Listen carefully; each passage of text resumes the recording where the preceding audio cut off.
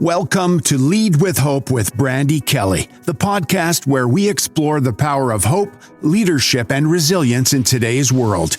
Each week, we'll bring you stories, insights, and actionable advice from leaders, innovators, and change makers. So let's dive in and discover how you can lead with hope.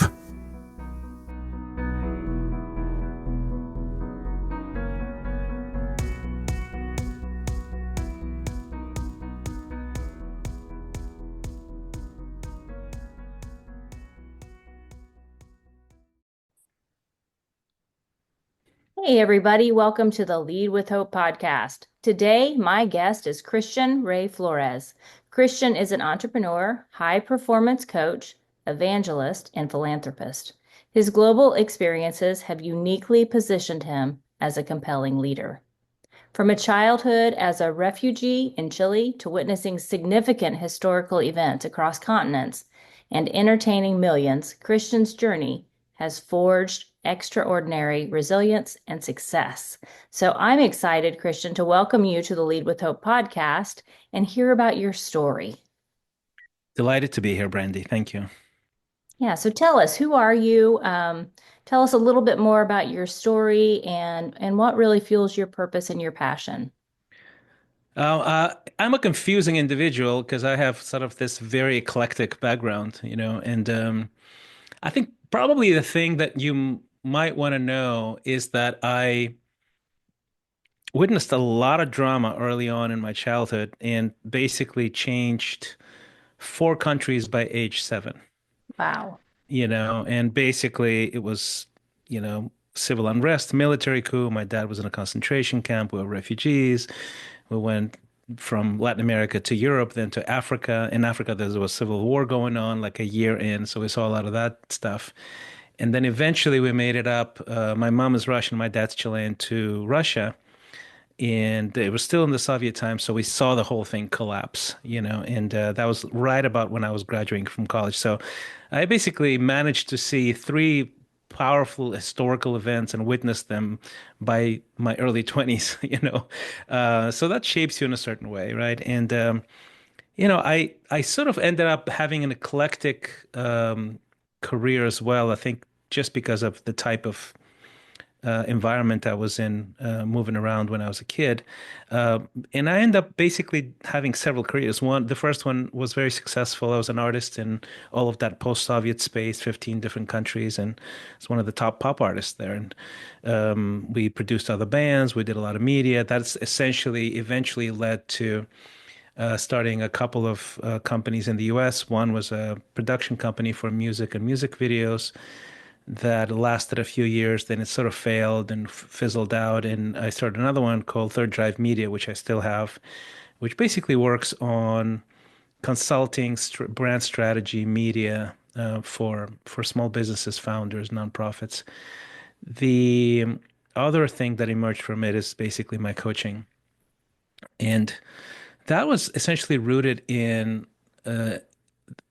this ability to strive and be very, very driven and get a lot of success, but also the realization that high achievers need some help. They usually have a lot of talent, a lot of drive, but they have some flat sides. And I experienced that myself. I was coached by someone when I was 26, and he changed my life. And eventually, I sort of became very, very interested in that field, in personal development in general, human flourishing.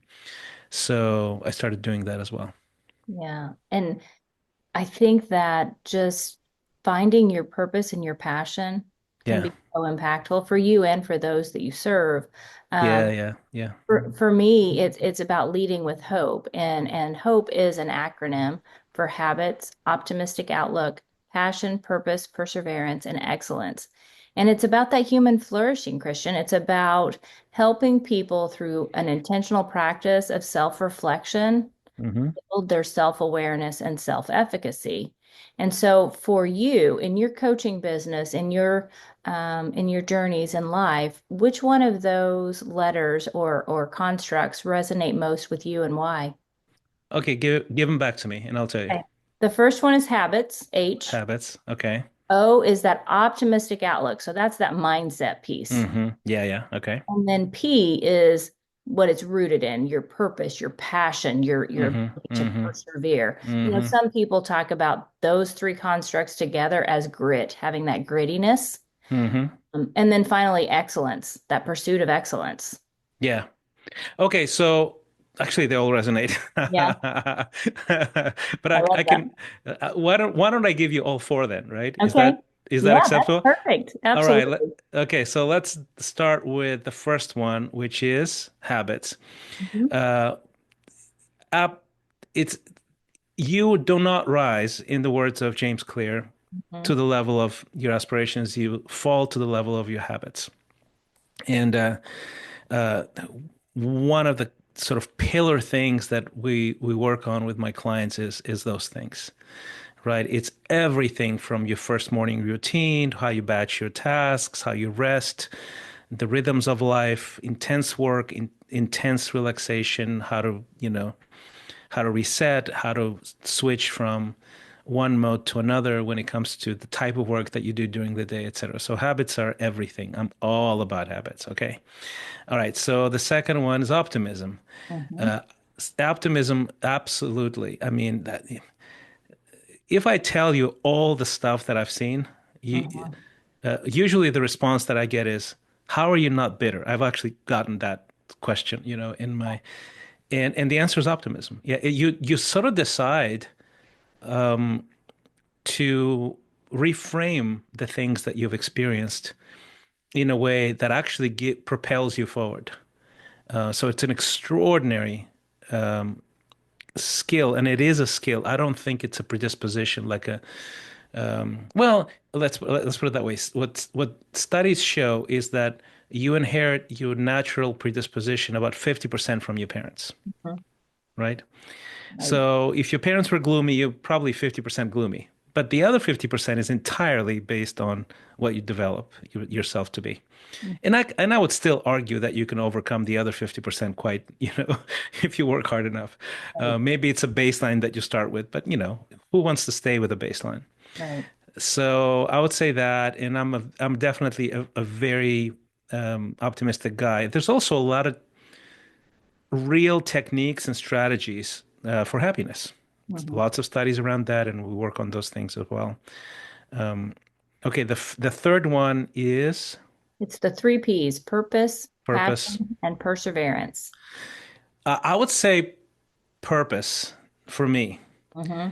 And I'm probably a little bit too much purpose driven to the degree that, when I say to people, it's like I do a cause of a commerce. I love commerce because I'm entrepreneurial, but cause always trumps commerce for me. In honestly, too much, right? And I'll give you some examples. I've done ministry work. I've done just for decades. We've served in the poor on 3 different continents. I've done a lot of philanthropy in the decades that I've been active. And right now, by the way, if your audience wants to check it out, we have this after-school academy in Mozambique called the Ascend Academy. So the website's ascend.academy. So it's always there. To me, it's a non-negotiable. To me, it's core and central. As a matter of fact, even the things that you do in commerce, quote unquote, right? The things that you get paid for, Right. they will, you will probably get much better and more masterful if it's driven by purpose, Hmm. because it will help you overcome obstacles. No one has a smooth ride. Everybody has issues of all kinds. Right. So if your purpose drives you in your sort of profit sort of generating stuff, you'll probably do much better in the long run. Yeah. And then the last one, Christian, is excellence. Woo, excellence. Yes. I don't know where I got it, quite frankly. But even my very first successful career that I had, I was 22 when I started. I just had this just drive to do something that is remarkable for other people, like at a level that no one else near me had, you know. So it's really helped me in life to when I learn a new skill or I want to deliver a service or a product or a project, that it's done on a level that is world class. I aim for something that would get an award at some point. I have a media company, so behind me there's a bookshelf, and I think it's a little bit shallow field, right? So it's a little blurred, but it's full of awards. And this is the stuff that I've gotten for music videos, educational videos, websites, designs, et cetera, et cetera. So excellence is, I think it's crucial because most people will always aim for the mediocre to blend in. Hmm. And if you really want to stand out, you have to aim much higher than that because the middle is always crowded. Yeah.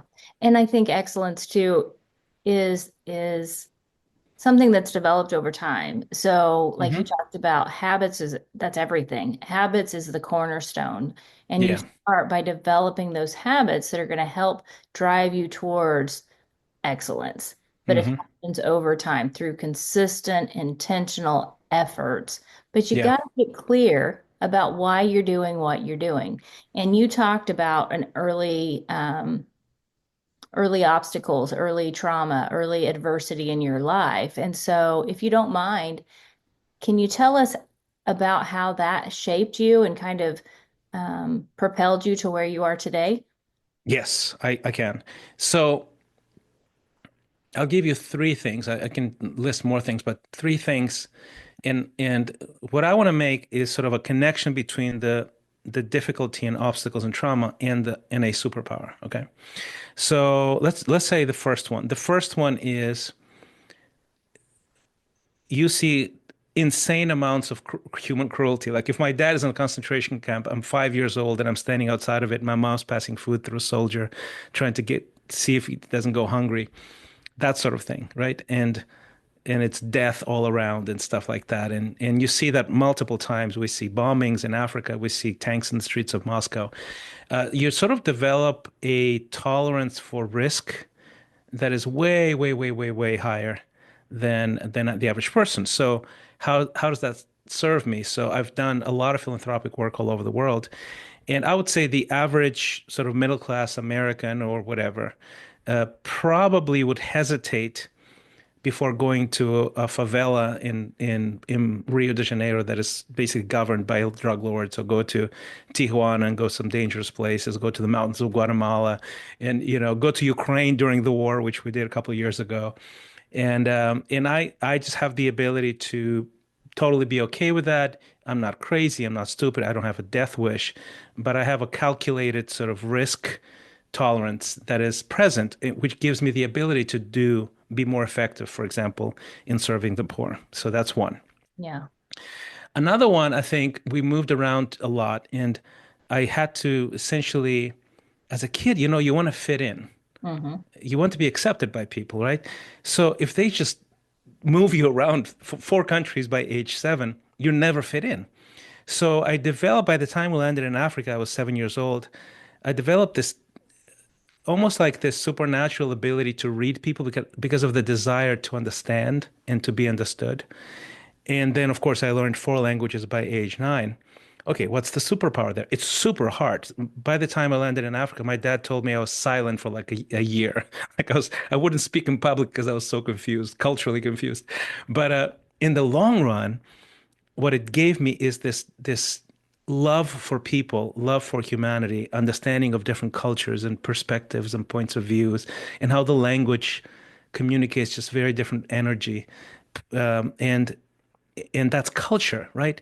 Why, how is culture important if you have instincts about culture? Well, company culture, business culture, um, product market fit, if you want to sell something, if you want to tell a story to somebody, which I do a lot, right? If you want to create music that is beloved by millions, all of that comes from this ability to read the culture and the pulse of the culture and say and know how instinctively, for example, oh, this is gonna resonate with people, right? So that's another one. I had a third one, but I forgot. That's human nature, right? That's Yeah. that growth mindset that, sometimes we forget and sometimes we make mistakes and we just keep going forward. Yeah, I had another one. It doesn't matter. Yeah, but But but at least this illustrates yeah, some of the stuff, right?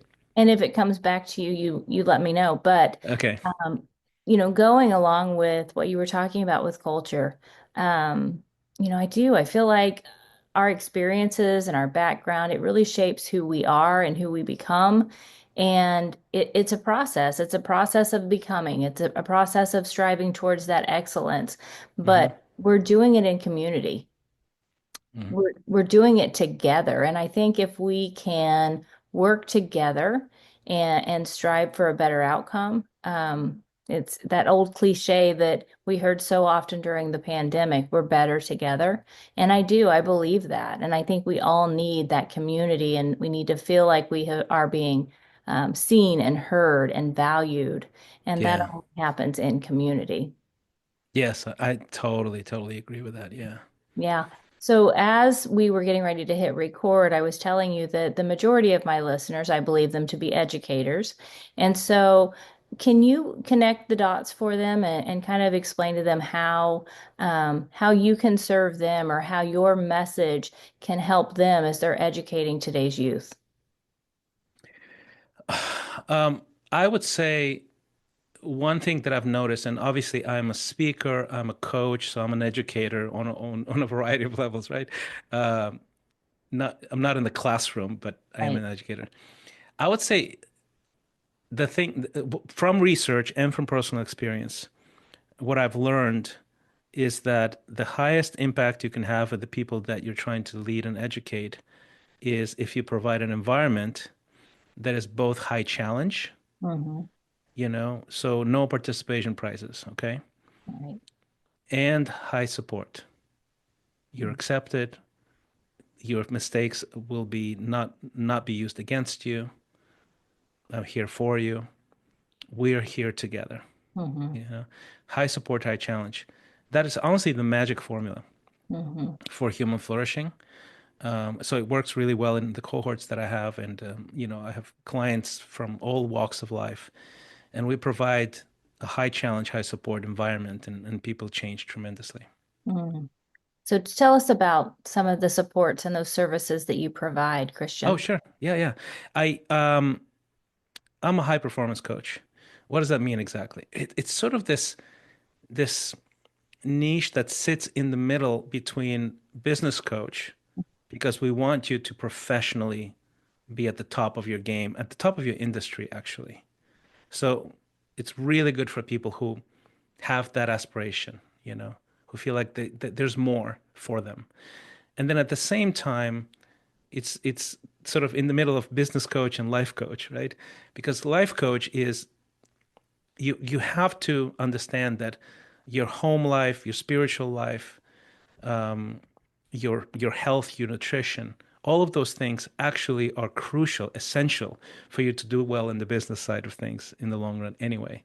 So it's high performance, meaning you have high fulfillment and you develop the ability to just be extraordinary in your career in the long run. And so we have cohorts, we have one-on-one coaching, we have asynchronous coaching, we have two or three different levels of where you can do that. And so sort of ranging between the type of space people are in, what kind of intensity they want, et cetera, et cetera. But it's an extraordinary program. If you go to exponential.life and it starts with an X without the E, you'll see a lot of testimonials there of people we've coached, and it's definitely my favorite thing to do these days. Yeah. Do you have a story from one of the clients that you've served that you could share with us? Absolutely. I have so many. Okay, I'll give you three. I'll give you three, Okay. and I won't forget the third one. So from so young executive, 7 years in the commercial real estate, literally ready to not want to do it, not even be in that industry. By the time we were done, in like maybe 3 months, he was not only did he want to stay in the industry, he wanted to revolutionize the industry, and he had specifically a business model, an approach that was very unique to him. And he started his own company, left his old company, and he closed his first big deal just a few months after he started his new company. That's one. The second one was this engineer, and he's just sort of a senior engineer and he was in Hawaii, and he really wanted to. He had a long list. He's one of those guys who are pretty intense and intent, and and he wanted to find a better job, and he had a really good job at the time. But he wanted to move. He wanted a certain level of income, et cetera, et cetera. By the time he was maybe two-thirds into the program, he got 6 job offers. He got his ideal job offer, and when we sort of complete the first core part of the program, you can stay on for much longer. You sort of create this vision story for yourself based on the stuff that you've learned. And he had specific numbers when he shared it with the group. This kind of salary, this kind of house I want, et cetera, et cetera. Yeah. He hit that salary within $1,000 per year, maybe 3 weeks after he graduated from the first sort of stage of the program. 6 months later, he closed on the actual house, exactly described how he described it in the vision story. So that's a fantastic story. I just love it. Mm-hmm. A third one, real quick. He's one of the top coaches in Taekwondo. My buddy John, he teaches UT. He's a senior coach, like an advisor to the University of Texas team. He's like Taekwondo legend. So he is extremely accomplished. And then because of the program, they just got gold on the nationals 4 times, and he went to the 5th championship, and they were very close to not getting it, and they got it. But that particular championship, his students and other coaches all talked to him and said, "John, there's something different about you. What is this? We're connecting with you at a deeper level. We feel your presence. What is this?" And he said, in the testimonial in the video, he goes, "It's because I was at Xponential."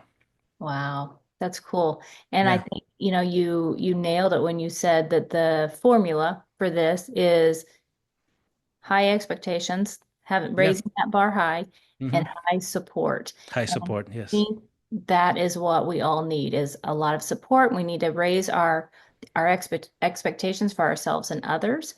And I Yeah. think we can achieve whatever it is that we believe that we can achieve, right? Yes. And I think that's the reason why it even sounds simplistic, the formula, right? Mhm. But there's a lot of data behind it. There's studies around it that are just extraordinary, by the way. But I think the reason is we all want to challenge ourselves. Mhm. Human beings are wired for more. Yeah. Like dopamine is a hormone for more. It's actually not a hormone for pleasure, it's a hormone for more. So we're wired for more. But what holds us back from doing more and striving for more is this fear of rejection. So the high safety takes care of that. Mhm. So you're less afraid to strive because you know you're safe, you know you're accepted, you know you're supported. And that's a magical, magical formula. Yeah.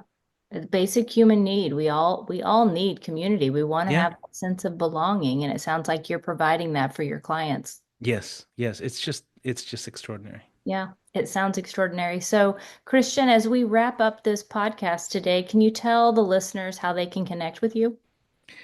Yes, if you just want a dose of inspiration, like Mhm. Randy and I were discussing right now, I have a great newsletter or Substack newsletter. You go to christianrayflores.com and you can subscribe, and there's a free letter that goes every Sunday, and there's one for paid subscribers. It's like $7 a month or something like that.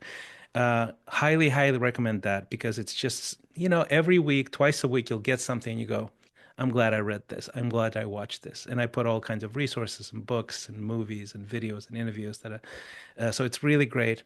Now, if you're one of the few people that go, oh, I'm really, really interested in being coached by Christian and the team, go to exponential.life. Exponential is spelled without the E. And you'll see sort of the testimonial, some of the core sort of principles. There's a great assessment there called the Exponential Scorecard that basically takes like 5 minutes to complete. It's about 40 questions, quick yes and no, that kind of thing. And what it'll give you is this sense of, oh, here's where I'm at. And it gives you a report in your inbox that's really well designed. It's based on a lot of research. We use it with all our clients. So you can get that for free there at exponential.life. Okay. Well, I appreciate your time today. I appreciate you coming on the show, and thank you for your inspiration. Your story is extremely impactful, and I believe that sometimes through adversity, we can absolutely trump trauma and spark success. You're absolutely right, Brandi. Thank you for having me, and thank you for the work that you do. Thank you. This podcast is a proud member of the Teach Better Podcast Network. Better today, better tomorrow, and the podcast to get you there. Explore more podcasts at teachbetter.com/podcasts, and we'll see you at the next episode.